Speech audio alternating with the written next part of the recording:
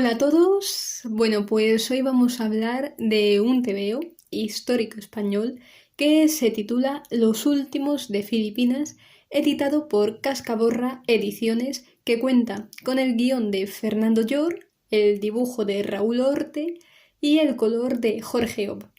Y para situarnos un poco en el contexto histórico, ya que esta obra bebe mucho de los sucesos que ocurrieron en años pasados, todos referentes a la historia de España, hay que tener en cuenta que hace unos cuantos siglos el Imperio Español era uno de los más vastos que había en todo el mundo, porque contaba con territorios y colonias en América y también en el Pacífico, con islas como Filipinas.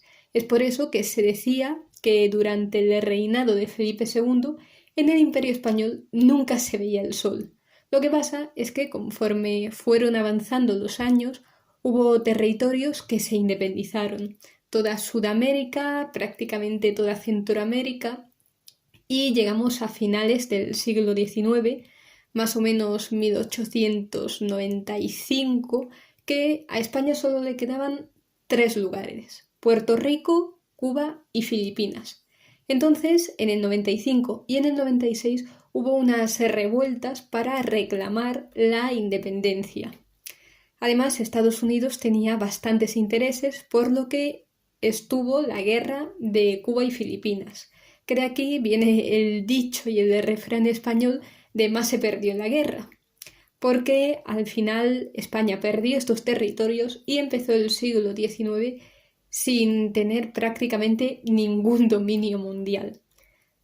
Los últimos de Filipinas fueron un grupo de soldados españoles que no se enteraron de que la guerra había acabado y se quedaron en una iglesia combatiendo contra un enemigo que ya era inexistente, y la verdad es que luchando por nada, porque ya estaba todo perdido y ellos no eran conscientes de lo que había pasado.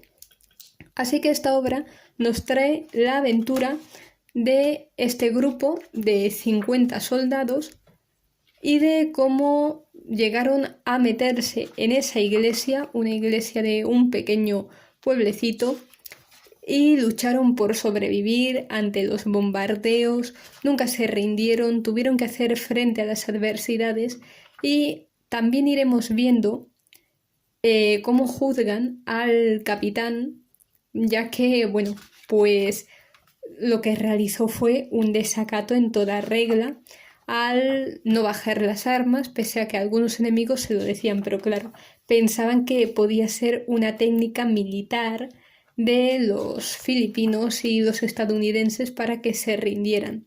El sitio de Valer es uno de los pasajes históricos más interesantes. Como veis, el dibujo no viene a ser del todo europeo, sino que tiene un poco de estilo cartoon, pero aún así tiene bastante realismo, los detalles son asombrosos, el color me parece bastante bueno y es una obra que se disfruta muchísimo, además de que es muy fiel a los sucesos históricos, como todos los de esta colección.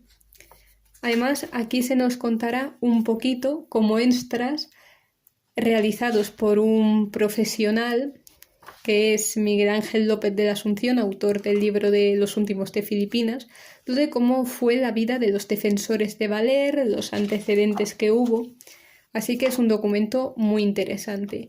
Es una obra sobre todo histórica, que en este número sí prima bastante la acción, a diferencia de otros que encontraremos en esta colección, que ya más adelante analizaremos, y que bueno, resulta bastante interesante. Es de los mejores que yo he leído de los 4 que tengo, y que sin duda se hace una obra muy disfrutable.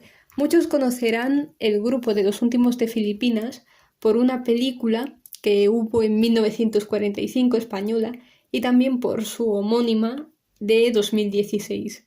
Aún así, este cómic es un regalo bastante interesante para todos aquellos que amen la historia de España, que quieran conocer algunos de los episodios más interesantes, porque vamos a admitirlo, España ha tenido muchísima historia, demasiados enfrentamientos, conquistas, gente que ha venido a conquistarnos, por lo que la historia española es muy rica. Y realmente como persona que estuvo hace poco tiempo en el instituto, hay que decir que los centros de enseñanza españoles se da poco y mal, de una forma bastante aburrida. Sin embargo, con herramientas como esta, pues se hace todo más didáctico al ver que cobran vida, pero no por ello se omiten datos interesantes. Esto es sobre todo un relato histórico, no es ficción aquí. Los nombres que se utilizan, las fechas, las ubicaciones, todo tiene bastante información histórica para que no canten muchas cosas, sino que sea lo más fidedigno posible. Cuenta con unas 64 páginas, cuesta 16 euretes y la verdad es que es una muy buena obra. A mí me ha entretenido bastante y la recomiendo a todo el mundo. Así que bueno, hasta aquí el vídeo de hoy, espero que os haya gustado y nos vemos el próximo día con más. ¡Hasta luego!